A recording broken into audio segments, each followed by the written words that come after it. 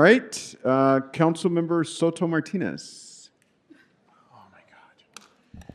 Thank you so much, Council President. I know it's been a long day, so appreciate everyone's patience. I submitted an amendment to item 24A that I think is important that we should all think about, because this item is about the city complying with AB 481, a law that was passed in 2021 after the George Floyd uprisings. And if we remember at that time, there was a huge outcry about the use of military equipment in response to the protests. Now, to remedy this, the state passed AB 481, which says that we are required to review the city's use of military equipment and approve it only if certain legal standards have been met. The law says that we should only approve military equipment if all of the following are true. One, that there is no reasonable alternative to achieve officer and civilian safety. Two, that the equipment will safeguard the public's welfare, safety, civil rights, and civil liberties. And three, that prior uses complied with the approved military equipment use policy, and if they did not, then corrective action has been taken. If one of these standards is not met, we as a council have a duty to withhold that approval. Now, over the past few months, we have seen documented, verified evidence of military equipment being used in ways that should make everyone here on this body pause. A 40-millimeter round shot at journalists and peaceful protests exercising the First Amendment rights. Tear gas deployed against our own residents, unlike anything we've ever seen in decades. And in one single day, on June 8th, according to LAPD's AB 48 report, which is a separate law, we saw over 1,000 projectiles fired at about 6,000 people, including 20 rounds of chemical agents. In recent months, we've watched this equipment deployed in ways that echo the same intimidation tactics we condemn in ICE raids, tactics that erode trust and violate basic rights. Our residents should be able to express their rights without being met with rubber bullets or tear gas. This is not a response to a few bad actors. Now, in public safety report, there were many types of equipment that clearly serve legitimate purposes in the city. There's specialized tools for bomb squads, equipment's used to save lives during critical incident. But AB 481 doesn't say that we have to approve everything or approve nothing. The law requires us to evaluate each category of equipment on its own merits. And when one category fails to meet the statutory standards, we are required to vote no. My amendment is narrow and specific to only restrict 40-millimeter projectiles and tear gas, two pieces of military equipment we've seen widely abused with no corrective action. Colleagues, AB 481 was passed in a moment in history where as a society we were making progress about how we deal with protests and how we police. My amendment is about following the law, protecting civil liberties, and ensuring that military-grade equipment is used only when it is necessary, lawful, and consistent with the values of this city. I'm urging this council to not go backwards, and that's why I'm asking for a yes vote on my amendment 24A that, again, is narrowly tailored to projectiles and to tear gas until we can find out more about how this is being used on our city streets. So, again, I urge a yes vote on 24A. Thank you. Councilmember Lee. Thank you, Mr. President. You know, colleagues, it's always my fear that when we start talking about limiting non-lethal munitions, that our officers, when put in harm's way, don't have alternatives to turn to besides lethal uses of force, which is something none of us want in the city. I was wondering if I believe the chief is here somewhere. Chief, do you mind, and city attorney, join us at the table?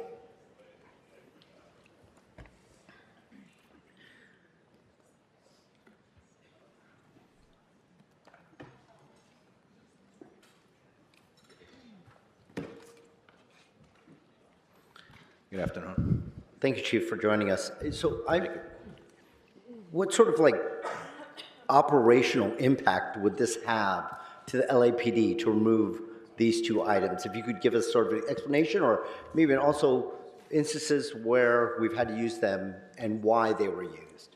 Yeah, I mean, I look at this, and to me, this is amazing that we would be entertaining this. A 40-millimeter projectile is used every day to be able to deal with people who have edged weapons, people who have shards of glass, people who have weapons and coming at officers or coming at some resident to be able to protect them. It's a de-escalation tool short of using deadly force. The last thing we want to use is deadly force.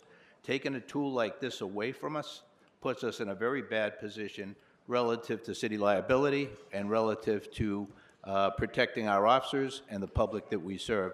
I can't believe that you're going down this road, to be very honest. And gas that you also put in the supplemental, gas was used in June at a point where protesters had taken down awnings, backed them up with water barriers, and were using PVC pipe to shoot commercial-grade fireworks at our officers on a skirmish line. That's deadly force, potentially. We tried to use less lethal, 40 millimeters, 37 millimeters, other tools to be able to stop that assault. It was not effective. And so in an effort to de-escalate, a chemical agent was deployed and was extremely effective and prevented things that none of us would want to have happened that day happen. So when I look at this, my hope is that we have an opportunity to be able next time to educate members of the council, members of the public, as to what these tools do and what they don't do, rather than be swayed by emotion or swayed by the loud voices of a relative few. We're here to protect 4 million residents of Los Angeles and all the visitors who come here. We're in a position where we're going into the World Cup and the Olympics and Paralympic Games right around the corner. To take away tools, particularly tools that are de-escalation tools, at this point is, to me, a head-scratcher.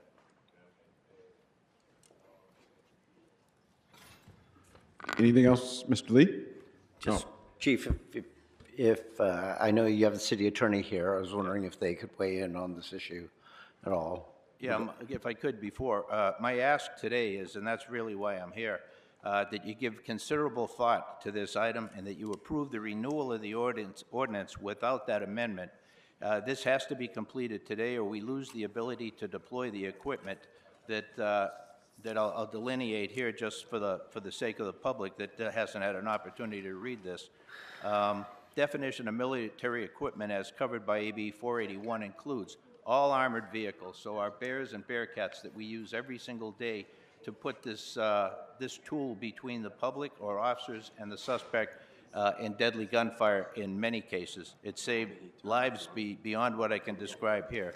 Intermediate force options such as the beanbag, the 40 millimeter, the 37 millimeter. 40 and 37s are foam projectiles used to be able to de-escalate a situation short of deadly force. It includes also mobile command post trailers, which we deploy routinely to disasters, sporting events, and community events. And again, we have these major events, worldwide events coming to Los Angeles in the next couple of years. The 40 millimeter gives us a tool to be able to deal with people with edged weapons. It creates a standoff distance. We use it in crowd control, but it's target specific for assaultive behavior. And it is truly a de-escalation tool. On the CS gas, I mentioned that is a de-escalation tool, as we saw in the unrest we saw in June. We're asking our police to do an incredibly difficult job with way too few officers, and now we're looking to take some of the tools that they have at their disposal away.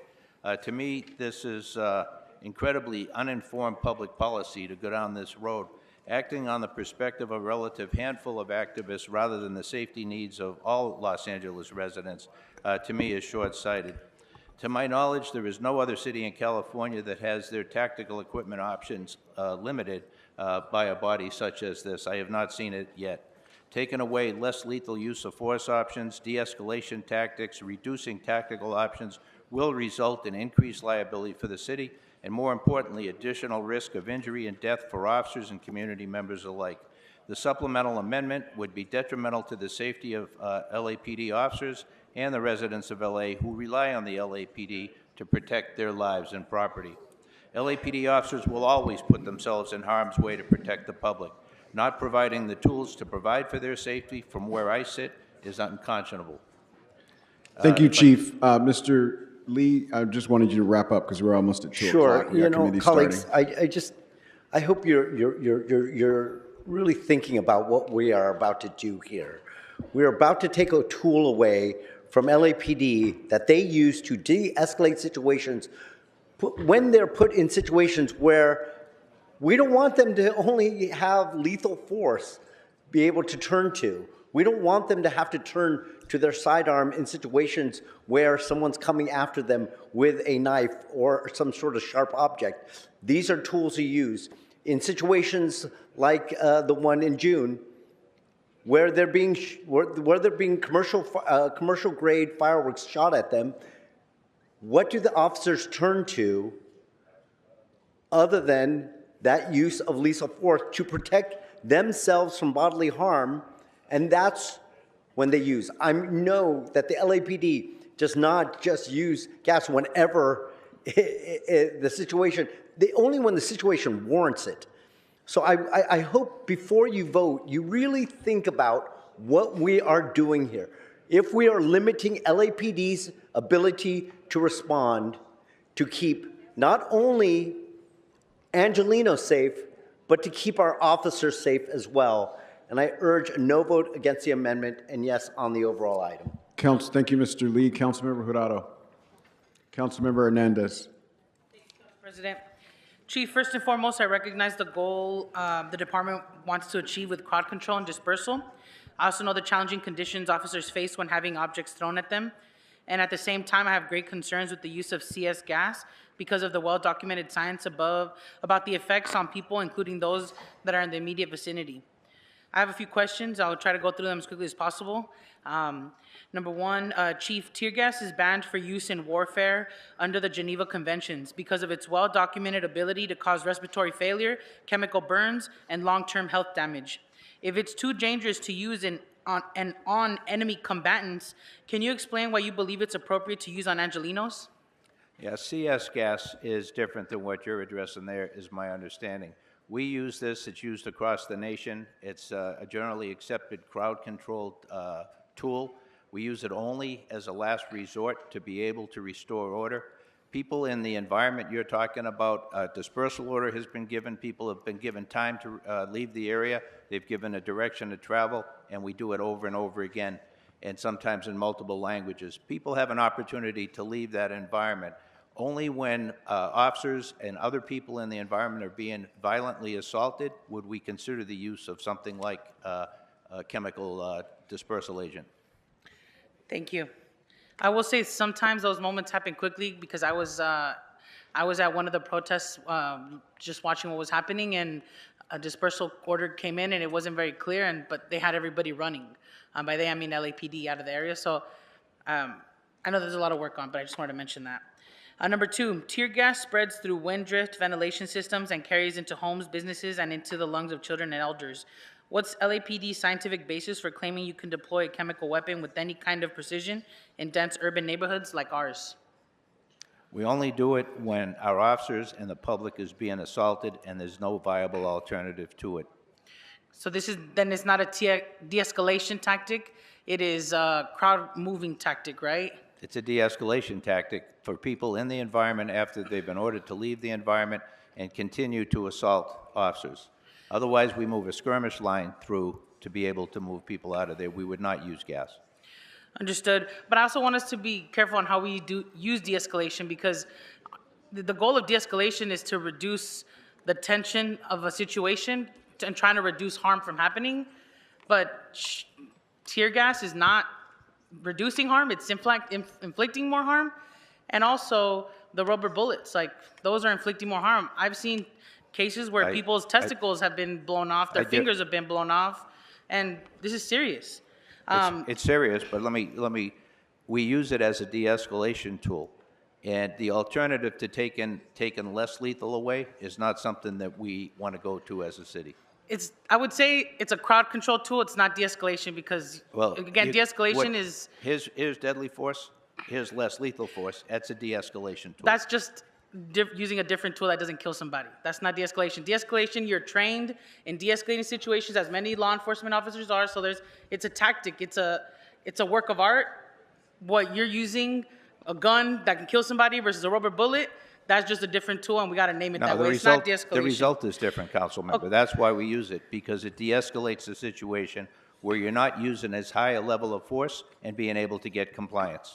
We can agree to disagree on that. Well, no- Number three, Chief, I want to understand exactly what LAPD believes it cannot accomplish without chemical agents and 44 millimeter launchers. So please walk us through this in detail. What specific measurable public safety outcomes become impossible if these weapons are no longer authorized? By that I mean, what concrete tasks can your department no longer perform without tools that are internationally banned in warfare, medically documented to cause permanent injury, and historically used to suppress First Amendment activity? So are you talking the 40 and the gas, or are you talking everything in 481? 40 in the gas. Okay, bottom line is that if you take away less lethal tools, what alternatives are left for the officers to protect themselves and the public in the field during a violent encounter? I don't know if you've been at these violent encounters and looked at it from where the officers stand. It is a very difficult situation, and they try, and I'll tell you, during the recent unrest in June, the level of resilience, the level of their ability to be able to withstand what they were doing was admirable. And I look at the work that was done out there, and we have become a model for the rest of the country for handling crowd management and crowd control situations. We take this all very, very seriously. We don't employ any tool or tactic without giving considerable thought to it. I would invite you to come along and look at what we do and get educated on the issue that you're about to vote on. I'm happy to do that. I have a standing invitation to you on a ride-along and to see anything we have in the department. I think it would be very helpful. Thank you for that opportunity. Now,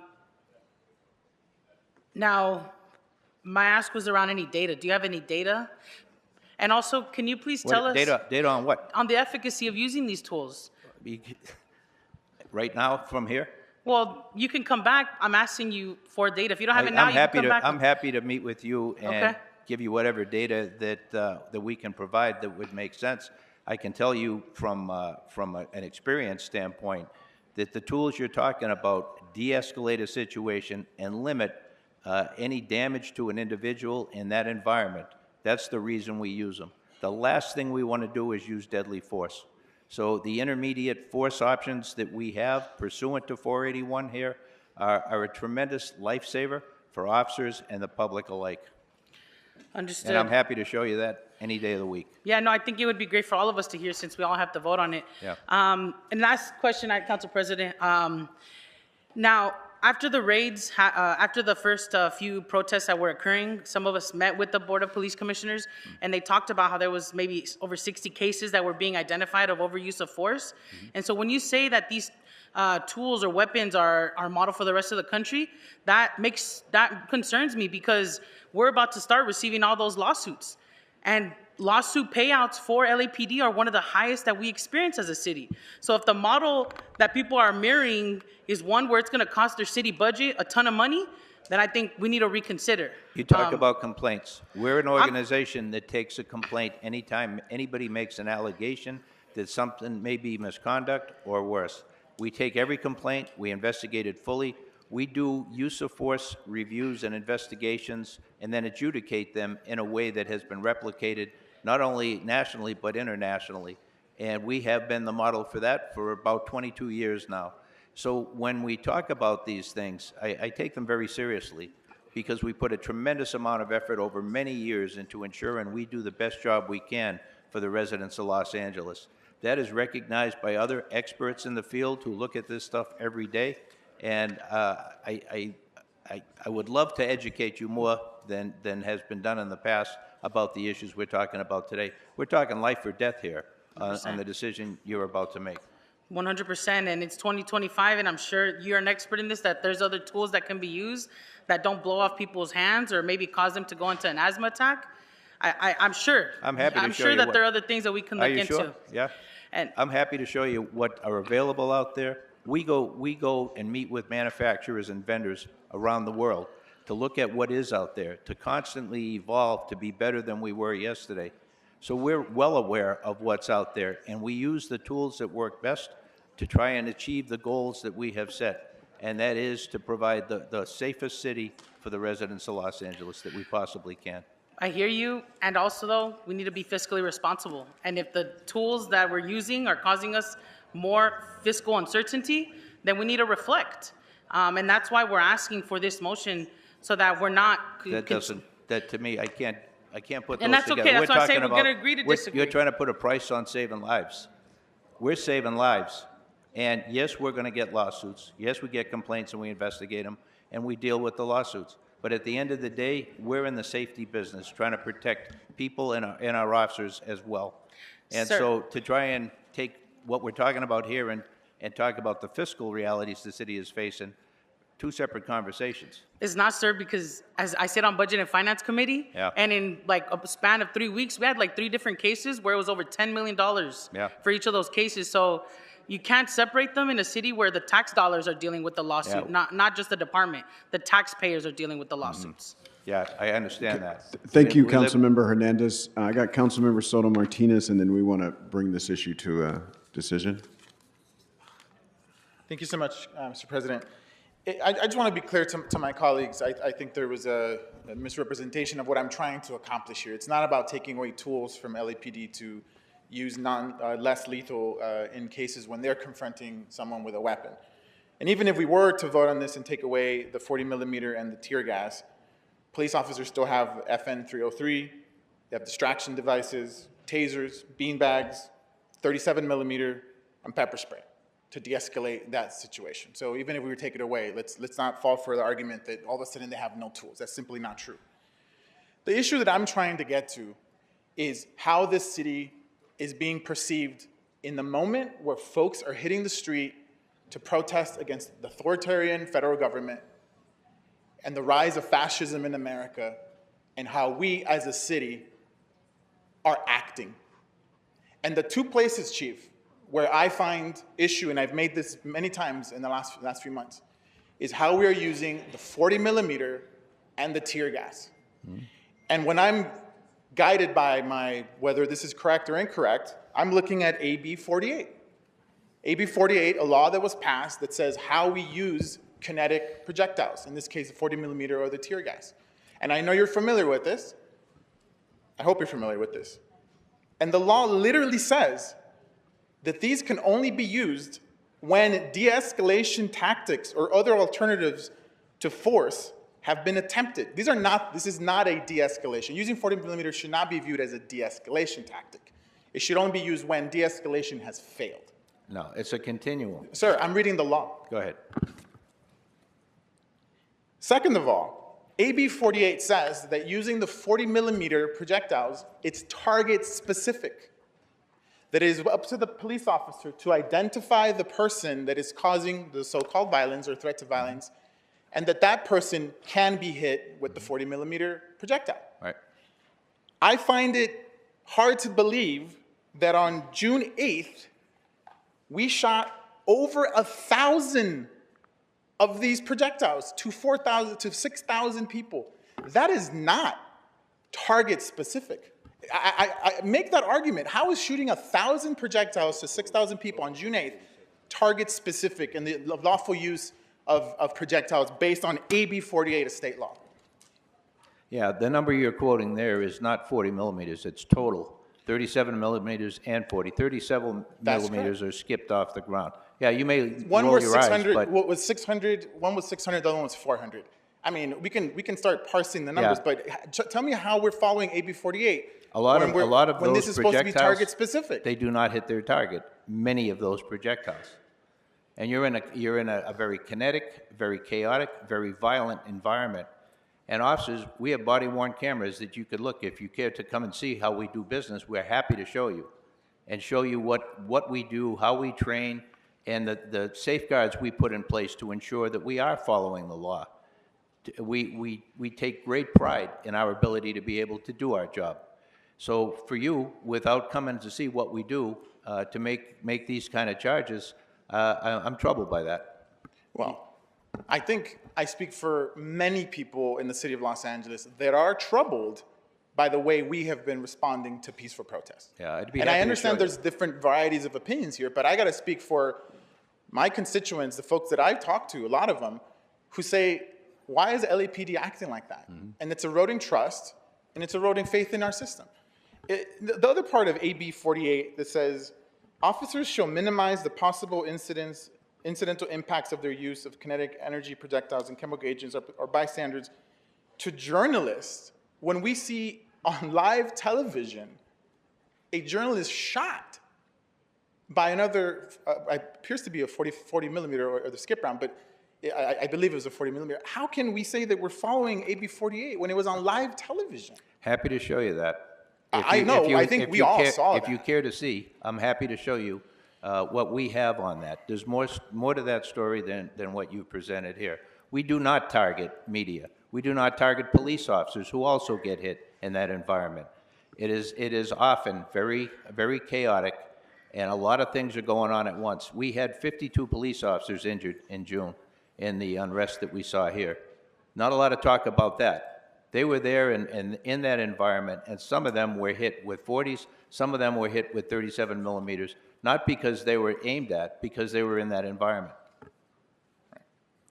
So, you know, when this item came, I'm sorry we didn't have this discussion in committee, Mr. Lee, but after looking more into it and folks coming to us about this vote, we looked into it, and I just feel like we have to, I as a person have to take a position and say, do I believe that we as a city are using the 40 millimeter and the tear gas in the correct way? And should we reauthorize that based on AB 481? My answer is no.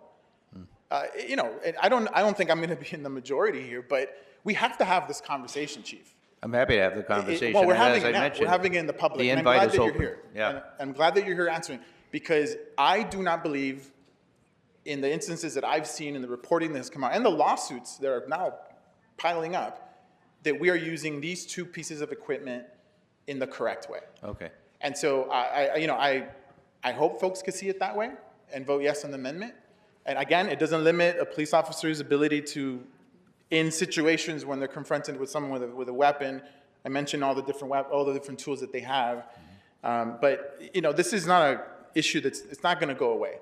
The federal government is going to continue to snatch people off of our streets. People will hit the streets in protest, and we're going to have to make a decision as a city how we interact with people who are rightfully upset about what's going on in this country, and we have to do better.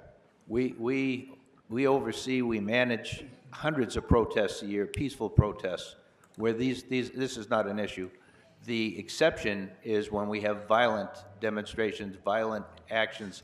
That's where we talk about these tools at all. The vast majority of the demonstrations we deal with across the year are extremely peaceful. We meet with the organizers, no issues. And I agree with that, Mr. McDonald. Most protests are peaceful. And the protests that have marshals, people from the organization that are themselves policing themselves, almost 100% have no incident, Right. which is why I introduced a motion to talk about doing that and trying to create that system in the city. And also, when there is coordination between the organizers of the march and LAPD, usually, about 100% of the time that I've seen, there's no incident. Right. And so I agree with you that it's a very small number of instances where this happens. Right. Which is why I introduced the motions to look into that, and I hope we can work on that as well. But we have to do better. And in the absence of having either a graded response, like New York and Boston, or an alternative system of people self-marshaling themselves, which I would love to see both of them, we have to do something. We have to do something. And the thing I'm focusing on is, again, the 40 millimeter and the tear gas. Yeah. Yeah, We're happy to work with you on anything along those lines, anything where we can develop relationships where we don't have them with the organizers of demonstrations. We're all in on that. What we're looking to do is maintain the tools we need to keep our people safe and the public understand, safe. Chief. Yeah. I understand. Yeah. I thank you for the Yeah. public discourse on this. Thank you, Mr. Soto Martinez, for this discussion, and thank you, Chief, for showing up today. I just want to add this before we vote. One, I want to thank Mr. Soto Martinez for having the courage to raise this issue and to struggle around it, because it is indeed a struggle. Second, I want to thank you for coming. And then I want to make this request, because I'm supportive of our officers, I'm supportive of the work we do, but this is not an area where there isn't room for great improvement. as a person who's been, so you invited members of the council to be where the police are? Well, I can tell you, I've been where tear gas is being shot at me. And when tear gas is shot at me and someone looks me in the face and says, well, I just de-escalated, it just doesn't wash. It doesn't match with reality. And then when I confront the department and say, well, you asked me to disperse, I was walking away and tear gas came on me, and the answer is, well, I could have used lethal force.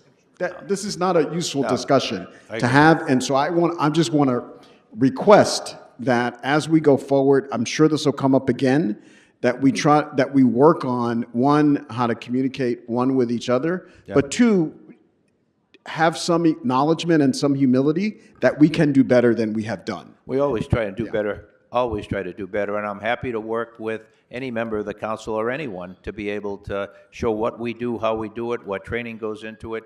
We're wide open on that, so thank you, Mr. President, I appreciate that. Thank you so much, Chief. All right, Madam Clerk, we got an amendment before us, and then we got an item.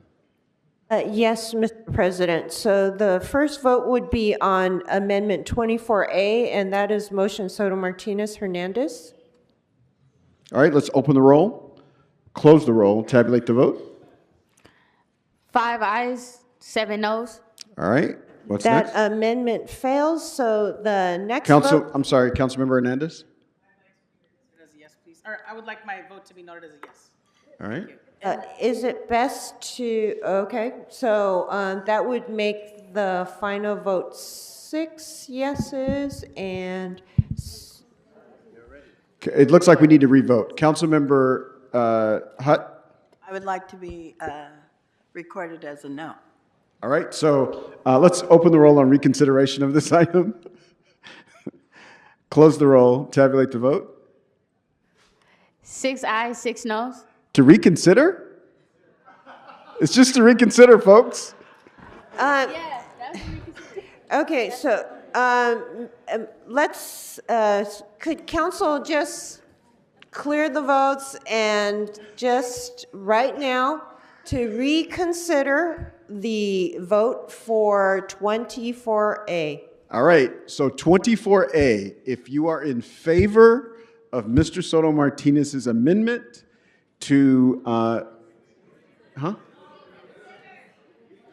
if you're in favor of reconsidering so that council members Hernandez and Hutt can change their votes in the opposite directions, thus canceling each other out, you vote yes. If you don't care, you vote no. All right, let's open the roll on reconsideration, close the roll, tabulate the vote. 12 ayes. All right, now let's open the roll on Councilmember Soto Martinez's amendment. Close the roll, tabulate the vote. 4 ayes, 8 noes. All right. The amendment fails, so the next vote would be just on item 24, and that is the Public Safety Committee report. All right, let's open the roll on the Public Safety Committee report, close the roll, tabulate the vote. 10 ayes, 2 noes. And then the next item would,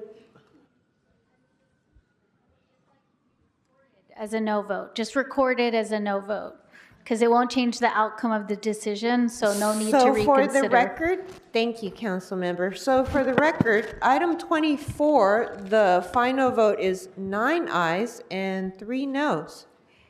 Okay, now the next few items that is before council is items 29 and 43. Thank you, Chief. Thank you. Thank you, Officer White and Mr. City Attorney.